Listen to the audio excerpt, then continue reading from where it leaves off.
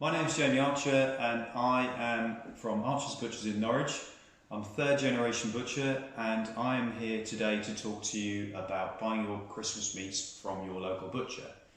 Why it's better to do so, how to prepare and rough idea on how to cook. Obviously there's loads of variations on how to cook, so I'm not going to go into great detail about that, so I'll start off with the basics. Why is it better to buy from your butcher? Well, there's several reasons. The first and most important is the fact that they are better welfare, higher welfare birds. So we're talking free range, organic, outdoor reared, they're fed on a better diet, they're free to roam within their own environment, which is like mostly woodland area, which is much better for the animals themselves. The second, I think, most important reason is it's better for the environment. Obviously, it's a lower carbon footprint. Thirdly, you're supporting the local economy. And fourth, it's just better.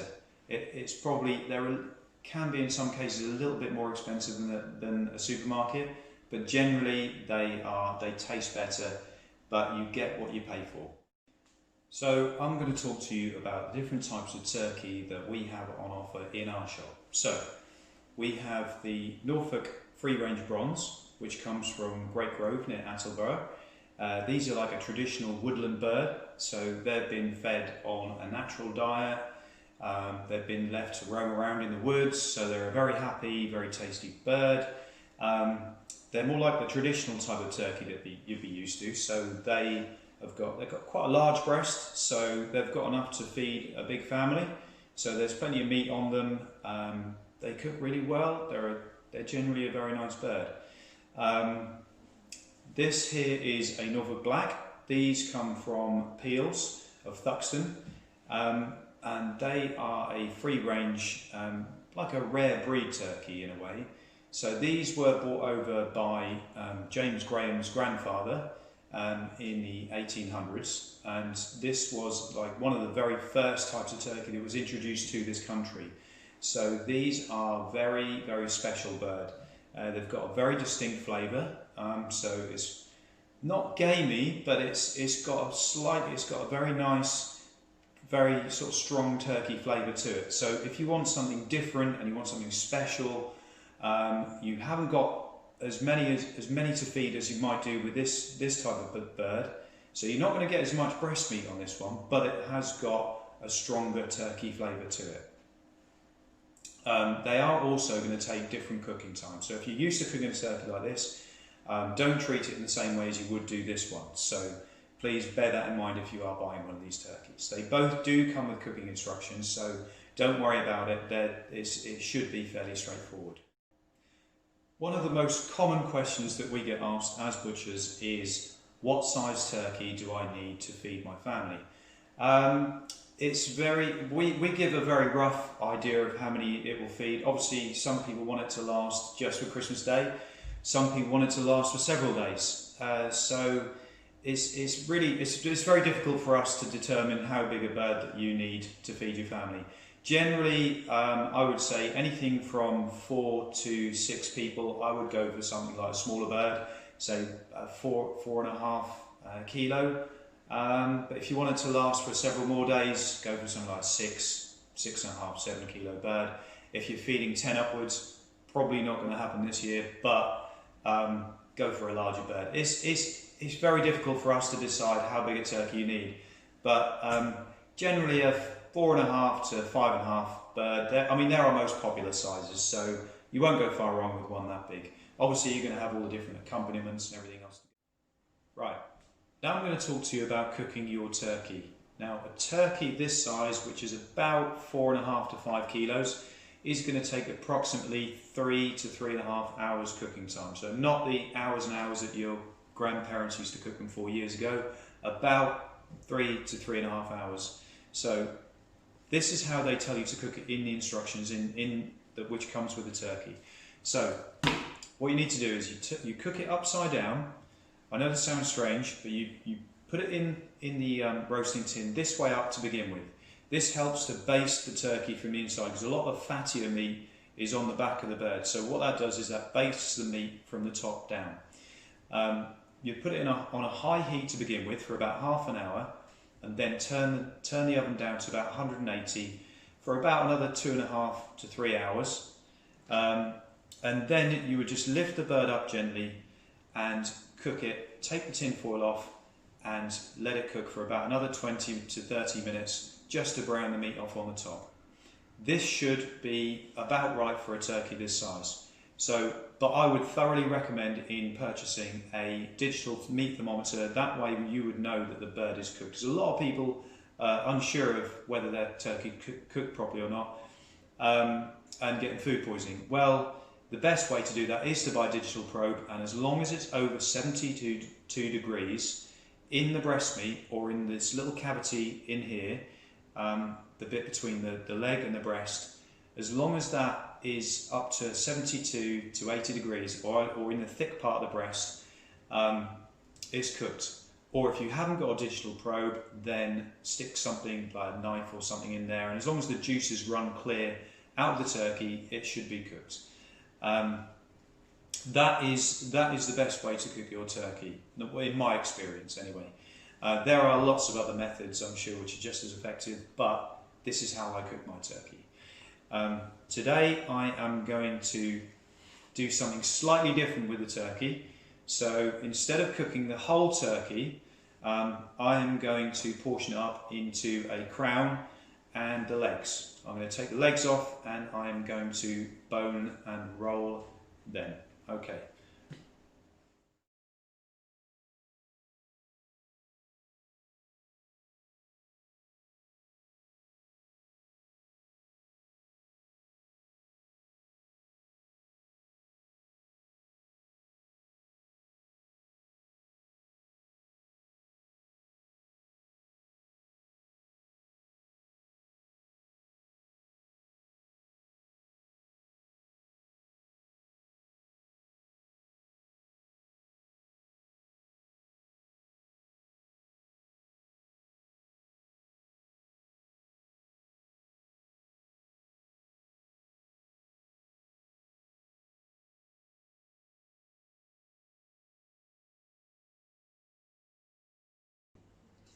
So, if you're not a massive fan of turkey and you want to try something different this year, there's loads of meats that you can choose from. I mean, you can have roast beef, pork, lamb, various types of game. So there's pheasant, there's venison, and something that is growing in popularity, which we sell quite a bit of at Christmas at the moment, is porchetta. Now, this is a traditional Italian dish, which is normally a middle or belly of pork. The middle of the pork is when you've got the loin attached to the belly, so you've got the fleshy sort of meaty bit attached to this. But today I'm just going to show you how we do a porchetta with a belly. So you take the belly like this, you get your butcher to bone it out, so you've got a nice flat piece of belly. This one here is from Tim Allen, nice outdoor reared pig, so it's got a nice layer of fat there, keep it nice and moist. So what you'll do is, you take your belly and you will make an incision across here. So what you want to do is you want to open it up into like an envelope, and then we're going to stuff it. So you take your knife like so, make sure you've got a nice sharp knife for this, and you want to, what we call in the trade, butterfly it. So you want to make nice long sweeping actions with your knife across here, trying to separate the fat from the meat like so. And then what we're going to do is we're going to stuff it. Okay, so you want to go right to the end without going all the way through. So you want to leave this part attached. So you want to create a nice big piece of meat like this. Right, so we take some oil, this one here, crush oil, lovely local rapeseed oil. I like to use the feisty chili. It gives it a little bit of a kick, but not too much. So give it a little liberal sprinkling, rub it all over like this. There we go. And then take, this is a mixture of breadcrumbs. We've got gluten-free breadcrumbs in here.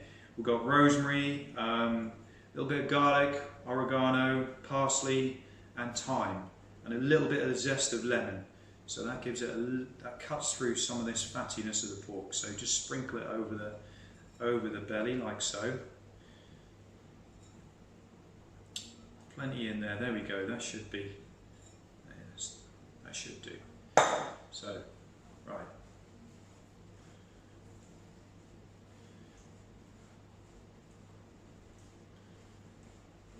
Give it a good sprinkling like this.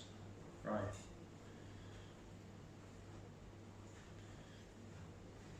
Now, put that back like that. Okay, so we just need to turn this back over a second because I forgot to score it. So, just turn it over like this. Take a sharp knife, needs to be really sharp, or a Stanley blade, and just score it nice and deep, right through the skin, all the way through to the fat, but not too deep that you go into the meat. So nice and deep. Otherwise, if you don't score it deep enough, you're not going to get little bits of crackling. It's just going to come off as one big lump. So like this. There you go.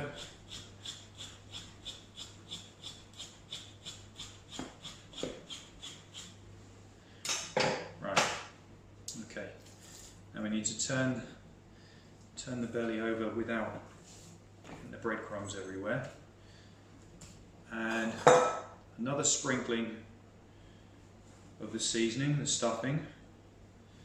And this one was made by my good friend Robbie from Italy, so I know it's the real deal. It tastes delicious, and if you ever make this at home, you'll know why.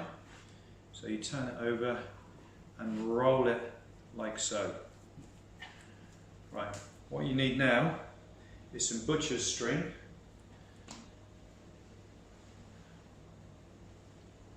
and you're going to tie it into a knot around the pork to keep it in a nice shape.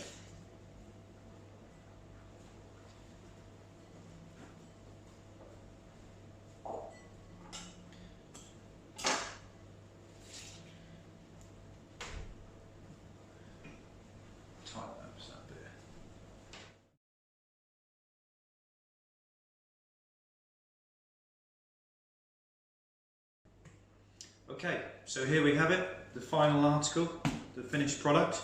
So a nice piece of porchetta. So what I'm going to do, I'm just going to cut this through so you can see all the different layers of stuffing through there. So there you go, look at that, looks great. So we're going to put that in the oven on about 180 degrees for about 3 hours, 2 to 3 hours. And then probably just whack it up towards the end to make it nice and crisp. Not forgetting to just salt the outside of the pork just to make sure that goes nice and crispy. And it should be lovely. So I hope you've enjoyed this video, and I've given you a little bit more information on turkeys, where they come from, etc. and why it's always better to buy from your butcher as opposed from a supermarket. I hope you all enjoy your Christmas and support local. Thank you. Bye bye.